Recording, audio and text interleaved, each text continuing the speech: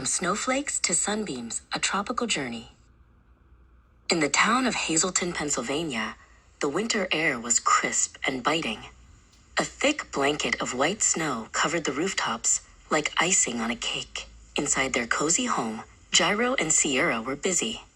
They zipped up their suitcases, packing bright summer shirts right next to their heavy winter sweaters.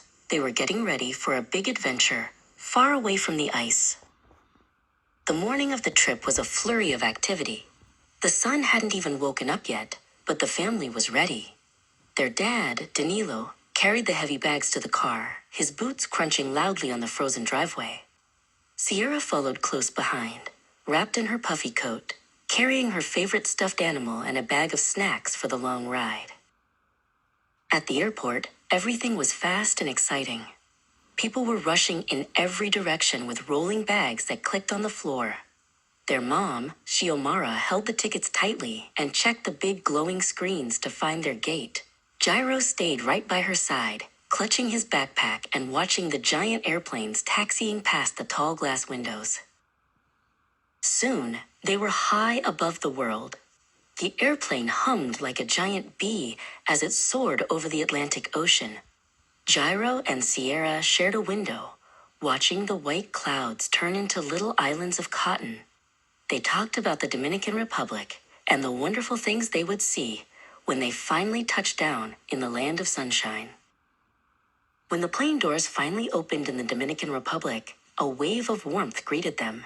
It felt like a giant soft hug. The air didn't smell like cold metal and snow anymore. It smelled like salt water and blooming hibiscus. Xiomara helped Sierra unwrap her heavy scarf, both of them blinking as the brilliant Caribbean sun turned the world into a bright, golden playground. The family piled into a colorful taxi for the final leg of their journey. As they drove away from the city, the buildings turned into tall palm trees and rolling green hills. Danilo pointed out the window, showing Gyro the bright fruit stands on the side of the road. Gyro watched in wonder as the world turned from the gray of Pennsylvania to 100 different shades of emerald. Finally, the car pulled up to a house with a bright blue porch and a garden full of flowers. Before the engine even stopped, the front door swung open. Abuela stood there with a smile as wide as the ocean. Sierra didn't wait a second. She sprinted across the grass and flew into Abuela's arms, feeling the warmth of the island and the love of her family all at once. Gyro headed toward the backyard, where the air was sweet and cool under the trees. He found Abuelo wearing a wide-brimmed straw hat, tending to the lush plants. When Abuelo saw him, he let out a happy shout and dropped his watering can.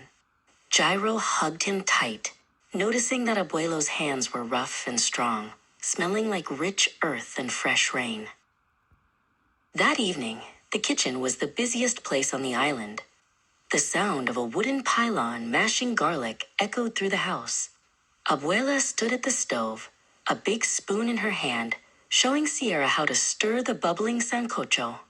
Sierra watched the steam rise, learning how the right spices could make a meal taste like a celebration. The next morning, Gyro and Sierra explored the family farm. They walked through rows of coffee trees and tall banana plants. Gyro picked up a fallen cocoa pod, feeling its bumpy skin, while Sierra chased a bright yellow butterfly through the leaves. They realized that the food they ate back in Hazleton had a long, beautiful journey before it ever reached their table. On their last night, the family gathered on the porch. The air was filled with the sound of crickets and the soft rustle of the wind. Abuelo sat with Gyro, showing him a small bag of dried beans they had picked together. It was a piece of the island to take back home, a reminder that the mountains would always be waiting for their return. When they finally returned to the snowy streets of Hazleton, the air was cold again, but the children didn't mind. As the snow fell outside their bedroom window, Gyro and Sierra sat together on the rug. They held their treasures from the island and closed their eyes, feeling the tropical sun and the hugs of their grandparents still warming their hearts.